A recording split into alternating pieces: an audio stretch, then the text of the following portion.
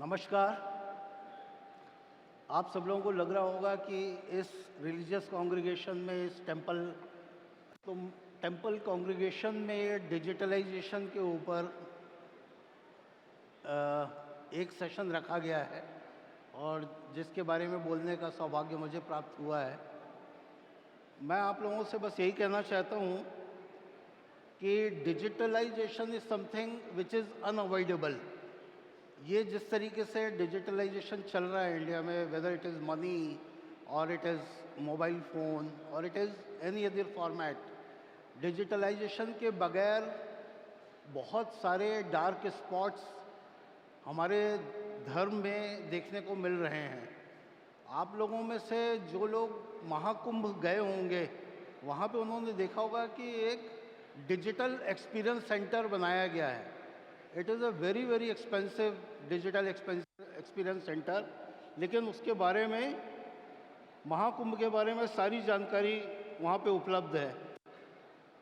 और जिस तरीके से बोला जाए कि हमें, आप सबको, काफ़ी लोगों को, हम सब में महाभारत और रामायण के बारे में ज्ञान प्राप्त हुआ है, उसका एक बहुत बड़ा सोर्स जो है टेलीविज़न धारावाहिक रामायण और महाभारत भी रहा है।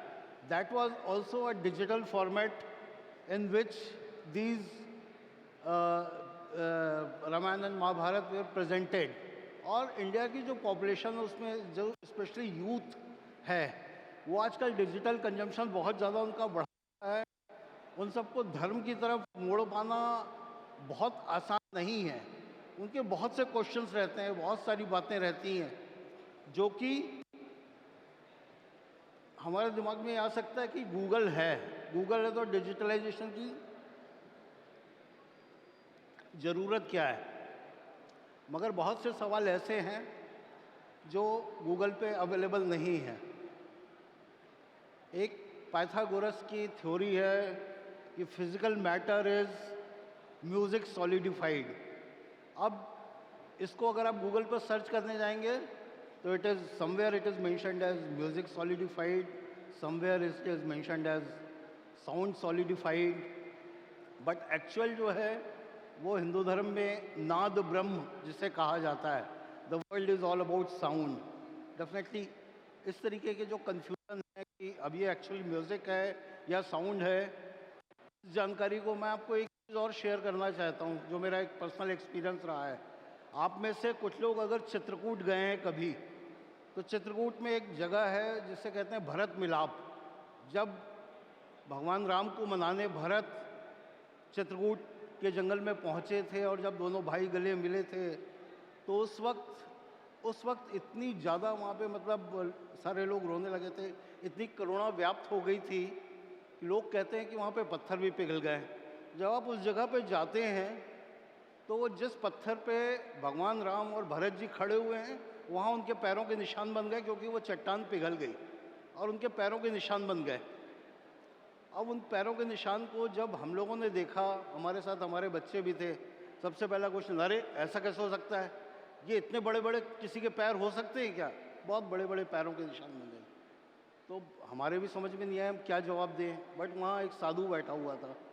उस साधु ने कहा, बेटा आपको आइडिया है कि भगवान राम की हाइट क्या रही होगी? राम और भरत कितने लंबे थे, आपको कुछ आइडिया है? ये सवाल गूगल में, इस सवाल का कहीं भी कोई जवाब नहीं है। किसी को नहीं पता कि भगवान राम की हाइट क्या रही होगी। बट वहाँ बैठा हुआ एक वृद्ध साधु, वो बड़े आराम से उसने बताया कि भगवान राम की हाइट उस वक्त 11 से 12 फीट थी। Over a period of time हम लोग कमज़ोर होते चले गए और आज हम लोगों की height on an average 6 feet, 5.5 feet इसके आसपास हो गई। बट एक समय था जो भगवान राम था, तभी ये इतने बड़े बड़े जंगलों को क्रॉस करते हुए, इतनी तेज़ी से चलते हुए भारत से श्रीलंका पहुँचते हैं। कुछ स्ट्रेंथ रही होगी, बहुत दूर जाने की ज़रूरत भी नहीं है। अगर हम उदयपुर के म्यूज़ियम में जाएं तो महाराणा प्रताप का जो भाला वहाँ पे रखा हुआ है, या महाराणा प्रताप का जो कवच वहाँ पे रखा हुआ है, अगर आप उसे पहन लें तो शायद अपना चलना भी मुश्किल हो जाएगा, वो इतना हैवी है। मगर राणा प्रताप उस कवच को पहन करके जंप मार के चेतक पे बैठा करते थे, तो उस वक्त लोगों में कितनी ताकत, कितनी स्ट्रेंथ रहती होगी। ये सब चीज़ें ऐसी हैं जिसके बारे में बच्चों के ढेरों सवाल होते हैं और जिसका जवाब गूगल पे भी अवेलेबल नहीं है। So that is why we need to have a digitalisation of our temples, our source of inspiration. जो कुछ भी मंदिरों को लेकर के पहले हम लोगों ने कॉरपोरेट की तरफ से डिजिटलाइजेशन का बेनिफिट देना अपने क्लाइंट्स को चालू करा था, मगर बाद में हमें समझ में आया कि इसको धार्मिक संस्थानों से भी जोड़ा जा सकता है। तो कुछ ऐसी चीज़ें हैं जो हमने करी, उसके वीडियो में आपसे डिस्प्ले करूँगा। इसमें अब डिजिटल म्यूज़ियम है, जैसा अगर महाकुंभ गए हुए लोगों ने देखा होगा, वहाँ पे एक डिजिटल एक्सपीरियंस सेंटर बना हुआ है, तो वैसा ही कुछ आजकल संभव है।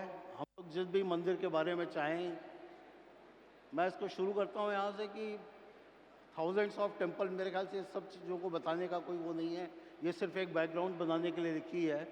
आजकल अभी प्राइम मिनिस्टर पेरिस में थे, उन्होंने आर्टिफिशियल इंटेलिजेंस के बारे में काफ़ी कुछ बोला।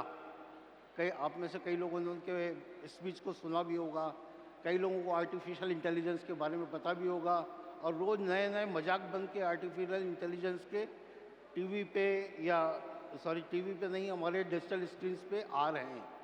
मगर इस चीज़ को एक पॉजिटिव तरीके से भी जोड़ा जा सकता है।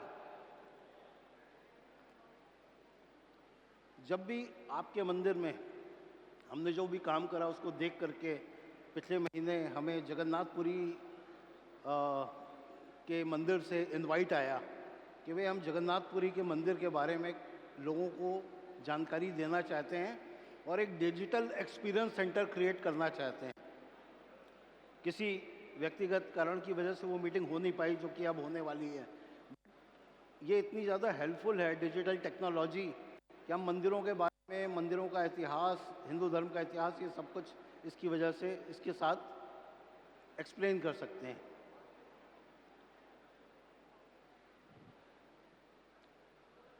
तो digital innovations in temple, digital darshan जो कि आजकल बहुत कॉमन हो गया है, तिरुपति में, काशी विश्वनाथ में।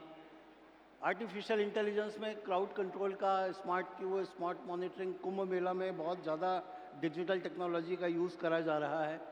वैष्णो देवी में भी AI cloud control system installed है। ऑटोमेटेड रिचुअल्स, रोबोटिक आरती वगैरह भी आजकल शुरू हो गई। प्रसाद डिस्ट्रीब्यूशन के लिए रोबोस काम कर रहे हैं। अगर इंडिया एनर्जी वीक में कुछ लोग गए होंगे तो वहाँ देखा होगा रोबोस ने चाय कॉफ़ी भी सर्व करना चालू कर दी। Blockchain donations, transparent fund tracking है। श्री जगन्नाथ टेम्पल, वहाँ से हमेशा एक इनवाइट आता है कि आप चाहें तो इस स्पेशल पूजा के लिए अपना फंड ट्रांसफ़र करें। Technology innovations in museum, artificial and virtual reality walk throughs बने हुए हैं। ये सारी चीज़ें मैं आपको दिखाने जा रहा हूँ। अजंता केव्स में, माला देवी टेम्पल में, restoration of ancient artefacts, digital construction of faded paintings. जो पेंटिंग्स बहुत पुरानी हो गई हैं, देश में बहुत पुराना इतिहास है, बहुत पुरानी पेंटिंग्स पड़ी हुई हैं, उसका डिजिटल रिकंस्ट्रक्शन होकर के उसकी क्लैरिटी आ रही है। बहुत से, भोपाल में एक भीमबेटका केव है जो इसमें भीम ने अपने हाथों से चित्र बनाए हुए हैं, तो वहाँ जाकर के कई बार थोड़े से वो फेडेड हो गए, समझ में नहीं आता, बट जब आप उसका डिजिटल वर्जन देखते हैं तो समझ में आ जाता है कि ये क्या एग्जैक्टली इसने बनाया हुआ है। एआई चैटबॉट नेशनल म्यूज़ियम में लगा हुआ है। 3D printing for replica preservation UNESCO projects में चल रहा है। अभय प्रशाल म्यूज़ियम, इसके बारे में 2024 में म्यूज़ियम चालू करा गया था। इसमें 35 प्रोजेक्टर हैं, 675 ऑडियो स्पीकर्स हैं, 230 LEDs हैं, 8000 लाइटिंग फिक्सचर्स हैं। ये एक ज़बरदस्त एक्सपीरियंस सेंटर क्रिएट होता है। आप लोगों में से कुछ लोग अगर कुरुक्षेत्र गए होंगे तो कुरुक्षेत्र में ज्योतिसर पे एक एक्सपीरियंस सेंटर बना हुआ है जो कि अभी डिजिटल नहीं है। उसमें गीता के बारे में, गीता का जहाँ पे प्रवचन हुआ था, अच्छा, तो बना है, तो उसको अभी डिजिटल करने की बहुत ज़्यादा ज़रूरत है, क्योंकि जा कर के उसको देखते हैं, समझते हैं, अच्छा बहुत लगता है, मगर बहुत लिमिटेड हो जाता है, क्योंकि उतना ही बड़ा हॉल है, उसके अंदर उतने ही श्लोक आप लिख सकते हैं। बट अगर उसको डिजिटलाइज कर दिया जाए तो काफ़ी बेनिफिट हो सकता है। कहने की ज़रूरत नहीं है कि डोमेस्टिक और इंटरनेशनल टूरिस्ट पोटेंशियल जो है, 1.8 बिलियन लोग हैं जो टूरिज़्म में इंटरेस्ट यहाँ रखते हैं। और जब मैंने ये बनाया था तब तो 40 करोड़ लोग ही गए थे महाकुंभ में, बट अब तो 50 करोड़ को क्रॉस कर गए हैं। महाकुंभ मेले में जाने वाले ये सारे के सारे पिलग्रिम्स ही हैं। और अब स्मार्ट टेम्पल्स और म्यूज़ियम्स के ऊपर, हेरिटेज इनिशिएटिव के ऊपर बहुत हैवी इन्वेस्टमेंट चालू हो गया है। जैसे जो अयोध्या का जो म्यूज़ियम बन रहा है उसके लिए जो मतलब बजट रखा गया है वो 650 करोड़ का है। तो इस तरीके का खर्च किया जा रहा है। डिजिटल म्यूज़ियम जो है वो 50 लाख रुपए से शुरू होकर 500 करोड़ तक की कॉस्ट पे बन सकता है। डिपेंड्स की ऑन किस साइज़ का बना रहे हैं, कितना बड़ा है, कितनी स्पेस अवेलेबल है और क्या क्या आप दिखाना चाहते हैं। मज़े की बात यह है कि एक बहुत छोटी सी स्पेस में आप लाखों तरीके की इन्फॉर्मेशन कवर कर सकते हैं। आदमी टच करेगा, ये बटन टच करेगा, उसको जो इन्फॉर्मेशन चाहिए वो निकल करके उसके सामने आ जाएगी। उसको महाभारत जाके क्लिक करेगा, यक्ष प्रश्न क्लिक करेगा तो यक्ष प्रश्न क्या थे वो चीज़ निकल के आ जाएगी। उसको पूरी हिस्ट्री देखने की ज़रूरत नहीं। जो आपका सवाल है आप सीधे उस पर पहुँच सकते हैं।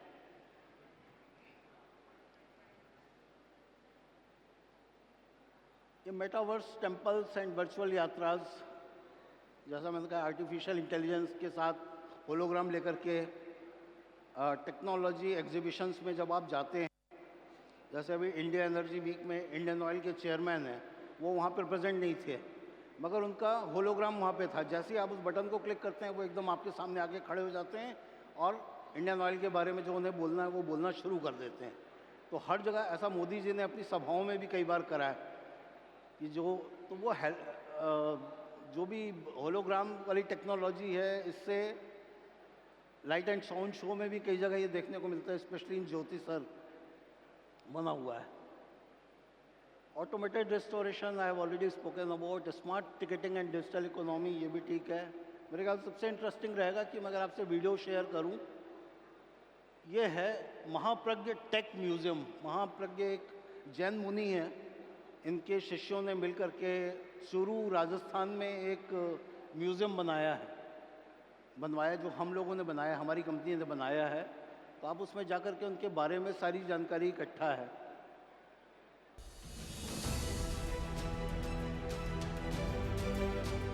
राजस्थान के चूरू जिले में सरदार शहर के निकट मेगा हाईवे पर स्थित आचार्य श्री महाप्रज्ञ समाधि स्थल के सुरम्य परिसर में तेरापंथी महासभा द्वारा एक अद्भुत, अविस्मरणीय और अतुलनीय अनुभव प्रदान करने वाला महाप्रज्ञ म्यूजियम भी निर्मित है। परम पूज्य आचार्य श्री महाप्रज्ञ के जीवन दर्शन को समर्पित इस भव्य म्यूजियम का लोकार्पण 8 मई 2022 को परम पूज्य आचार्य श्री महाश्रमण के पावन चरण स्पर्श से हुआ।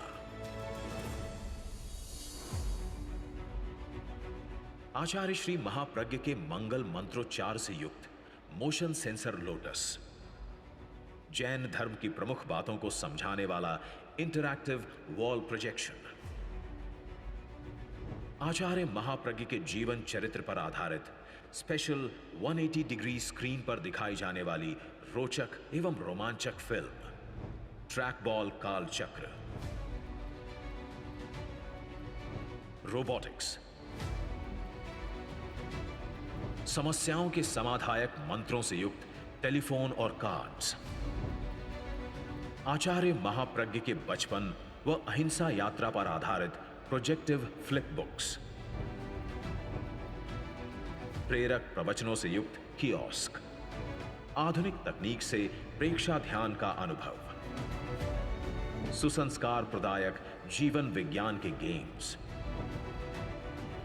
लेटेस्ट वीआर टेक्नोलॉजी से युक्त आचार्य श्री महाश्रमण से साक्षात संवाद का सुअवसर, आचार्य श्री महाश्रमण के जीवन दर्शन व अहिंसा यात्रा पर आधारित मोशन सेंसर एवं कियोस्क आदि इस म्यूजियम के प्रमुख आकर्षण हैं।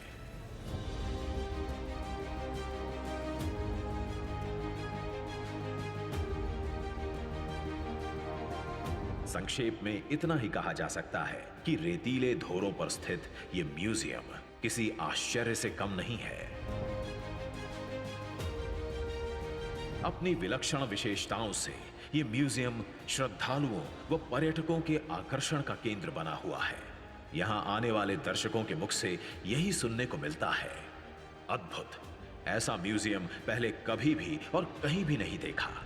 अध्यात्म के शांति पीठ में स्थित अत्याधुनिक टेक्नोलॉजी से युक्त ये विश्व स्तरीय म्यूजियम अध्यात्म और विज्ञान का मानो संगम है। तो ये म्यूज़ियम बनाया गया है चुरू में इस थीम पे। जैसा मैंने आप लोगों को बताया, जगन्नाथपुरी में भी हमारी बात चल रही है, वहाँ भी मंदिर भगवान जगन्नाथ को लेकर के एक म्यूज़ियम बनाने की तैयारी चल रही है। तो ये इसकी खासियत आपने देखी होगी, जिस भी को आप समझना चाहें, उनके जीवन के बारे में जानना चाहें, उनके बचपन के बारे में जानना चाहें, तो उसके काउंटर को जाके उसे क्लिक करना है, वो सारी जानकारी आपके सामने निकल के चली आएगी। ये तो एक धार्मिक वो हो गया। एक हमारे कल्चर से रिलेटेड जो हमारी जो क्या बोलना चाहिए, जो हमारे ऑर्नामेंट्स होते हैं, तो एक तनिष्क कंपनी है जो ऑर्नामेंट्स को लेकर के, तो उसके लिए हम लोगों ने कुछ काम किया है, वो भी मैं आपको दिखाना चाहूँगा कि कितनी आसानी से एक किताब की फॉर्मेट में सब चीज़ें निकल जाती हैं। Always breaking new ground and exploring new markets. So to stand out in the South Indian market, we decided to celebrate their culture and drive design differentiation with the Choda collection. We revived the glory of the Choda dynasty. But how do we celebrate the glory of the past and the beauty of the present? We started on ground with a very special AI experience at the Palladium Chennai Mall. Inviting some very special women to enjoy it and encourage their followers to follow suit. We also collaborated with 4 exquisite Tamil women to create reels about the many ways in which the Chola dynasty inspired the collection. Vanakkam and Namaskar. Welcome to the Tanishq Chola Experience Zone, a golden dynasty, a true celebration of its art, architecture and literature. Here, technology meets tradition, like the brand always bringing together modernity and tradition.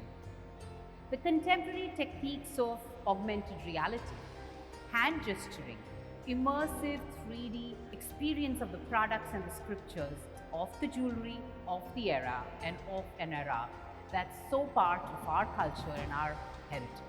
This 3D projection, so if you can look at the screen here, it explores the different pieces in our collection as a celebration to the entire dynasty using the hand movement technology. There is a beautiful chronicled book of the era. This is an era of flipping. So every time you move your hand, the page turns and you get to read something more. Basically ये सारी technology वही है। एक ministry of environment के लिए, Gujarat government के लिए हम लोगों ने हेरिटेज के बारे में विदेश जब फॉरेनर्स वहाँ पे विज़िट कर रहे थे, उनको जो जानकारी डिजिटल की हेल्प से करी थी, उसके बारे में भी एक वीडियो है, वो भी आप देखें। Mission Life is a global mass movement led by India, aiming to encourage individual and community action to protect and preserve the environment. Implemented by the Union Ministry of Environment, Forest and Climate Change. Mission Lifestyle for Environment recognizes that Indian culture and living traditions are inherently sustainable. Mission Life seeks to channel the efforts of individuals and communities into a global mass movement of positive behavioral change. For the G20 delegates, Ministry of Environment created various out-of-home technology installation at various cities of India to make the audience aware about the best practices. An interactive touch wall talking about 7 habits of life.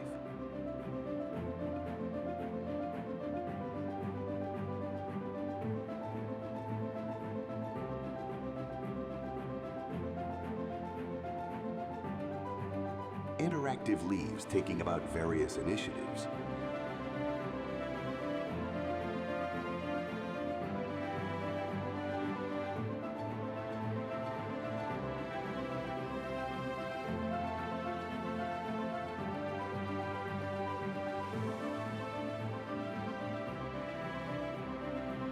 an interactive tree which grows with correct answer by the delegates.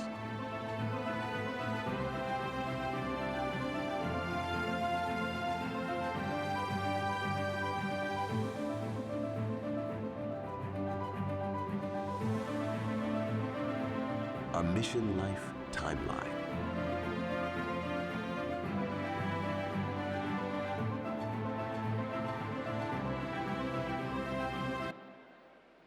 In short, technology, digitalization can be a very, very big tool in our hand which can help us to involve young generation towards our religion, towards our value system और digital information के through हम उनको बहुत सारी जानकारी दे सकते हैं क्योंकि आजकल के बच्चे सारे समय मोबाइल पे या लैपटॉप पे ही रहते हैं तो it is easier for us to adopt to that format of sharing the information. आप लोगों को इससे बारे में जो भी जानकारी चाहिए, कोई भी किसी भी तरीके का इनोवेशन कराना है, किसी भी तरीके की हेल्प चाहिए तो हमारी कंपनी लक्ष्य मीडिया है, contact@lakshagroup.com, आप उस पर कॉन्टैक्ट कर सकते हैं। मेरा नंबर यहाँ पे ऑर्गेनाइजर्स के साथ है। We can help you developing, शायद कॉन्टैक्ट नंबर यहाँ नहीं है। Thank you very much.